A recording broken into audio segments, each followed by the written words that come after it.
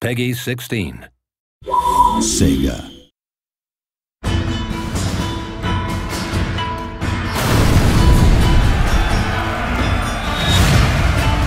Set during the 19th century, The Fall of the Samurai offers a largely different gaming experience to the original Total War Shogun 2. It's full of explosives, pyrotechnics, it's got lots of fun new units like torpedo ships and Gatling guns. Ships explode left and right, get armor-penetrating shells. We have this huge clash between the modern and the traditional. Effectively, this is a war for the soul of Japan in the modern world.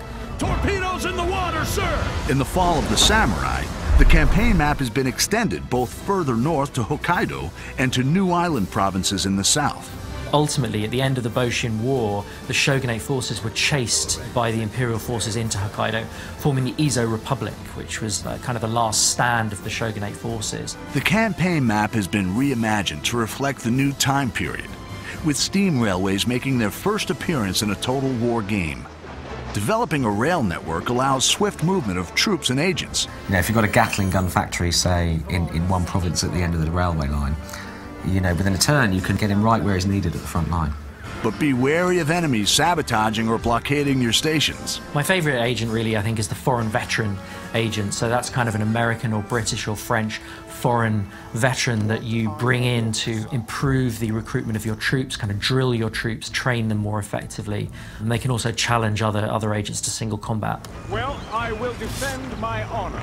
The American, British, and French nations play an important part in the struggle for victory. Japan was rich in natural resources and obviously trade opportunity. The Americans were very keen on tapping this potential. You know, a bunch of Americans turn up and say, you will trade with us, and back it up with some gunboats. The construction of trading districts for Western powers will give you access to devastating units and advanced technology. The Industrial Revolution and the Enlightenment that took many, many decades in the West gets condensed into 2 or 3 or 4 short decades in Japan.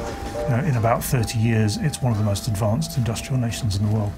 Instead of having to rely on expert swordsmen and people who you have very few of, you can train anybody to fire a Gatling gun. But the cost of modernization is great. You know, modernization means mechanized factories. It means the breakdown of traditional social values and social connections. Industrial development can breed discontent in the people and reduces the effectiveness of traditional weapons and units, such as samurai. A lot of people became more and more angry with what they saw as increasing foreign domination. If modernization, unhappiness becomes too much of a big issue, a region can suffer a samurai rebellion, which was something that actually happened in the 1870s, where a bunch of disgruntled samurai decided that all this westernization was no good and rose up against their masters. I thought it was quite nice.